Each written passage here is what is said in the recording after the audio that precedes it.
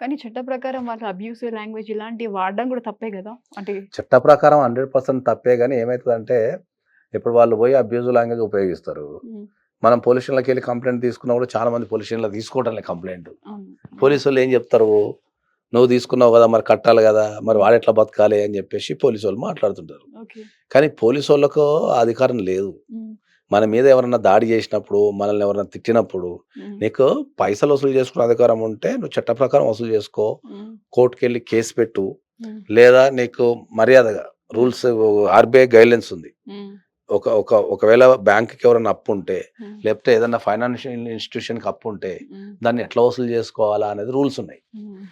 ఆ రూల్స్ ప్రకారం వెళ్తే వీళ్ళెప్పుడు అప్పు వసూలు చేసుకోలేరు. హ్మ్. ఆ రూల్స్ ప్రకారం ఏంది, హాలిడేస్‌లో ఎళ్ళనీకి లేదు. హ్మ్. పండగలు ఎళ్ళనీకి లేదు. హ్మ్. ఈవినింగ్ తర్వాత ఎళ్ళనీకి లేదు. 5 తర్వాత ఎళ్ళనీకి లేదు. మార్నింగ్ 10 బిఫోర్ ఎళ్ళనీకి లేదు. చాలా. ఎళ్ళే ముందు పర్మిషన్ తీసుకోవాలా. ఇంట్లో ఎవరన్నా అనారోగ్య స్థితిలో ఉంటే వెళ్ళనీకి లేదు. ఓహ్!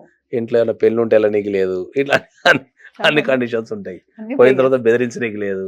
ఆ! మళ్ళా మర్యాదగా మీ అప్పు వసూలు చేసుకోవడానికి వచ్చినాం. ఎప్పుడు కడతారని అడగాలి తప్ప వాళ్ళని బెదిరించనీకి లేదు. హ్మ్. ఇయన్నీ రూల్స్ పాటిస్తే వాళ్ళకి ఎప్పటికి అప్పు వసూలు కాదది.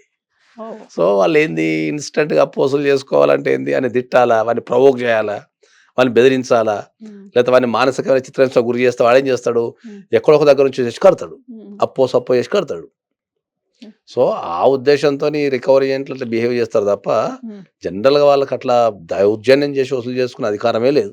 Right sir. కాబట్టి నేనేం చెప్తున్నా ఏందంటే, ఎవరైనా సరే మీరు క్రెడిట్ కార్డ్‌లు గాని, పర్సనల్ లోన్స్ గాని తీసుకొని ఇబ్బంది పడితే, దానికి మీరు కోర్ట్‌కెళ్ళి ఇంజెక్షన్ ఆర్డర్ తెచ్చుకోండి. హ్మ్. మీకు ప్రొటెక్షన్ ఉంటది. రైట్. వెరీ వాల్యుబుల్ ఆ! పాయింట్. తర్వాత మిమ్మల్ని ఎవరైనా ఇబ్బంది పెట్టినా, మీ ఇంటికొచ్చినా ఆర్డర్ చూపిస్తే ఎళ్ళిపోతారు. హ్మ్. అప్పటికి కూడా ఇబ్బంది పెడితే, మీరు పోలీస్ కేస్ పెడితే పోలీసోళ్ళు తీసుకుంటారు. హ్మ్. మీరు ఓకే. ధైర్యంగా ఎళ్లి, సార్ ఇగో నేను కోర్ట్‌కెళ్ళినా సార్, నేను పారిపోలే.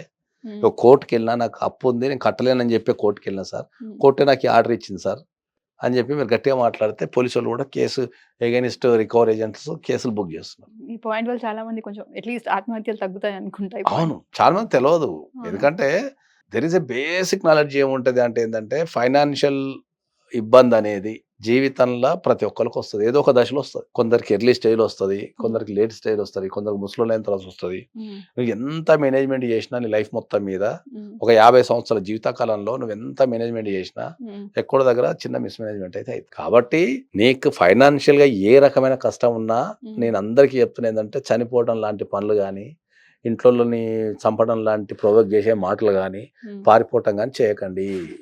ఏ ఫైనాన్షియల్ ప్రాబ్లమ్ ఉన్నా గూడా మీరు ధైర్యంగా కోర్ట్‌కెళ్ళండి. హ్మ్. మీకు ఇంజంక్షన్ ఆర్డర్ తెచ్చుకోండి. ప్రశాంతంగా ఉండండి. హ్మ్. మళ్ళా సంపాదించండి. రికవరీ కాండి. మళ్ళా కట్టండి.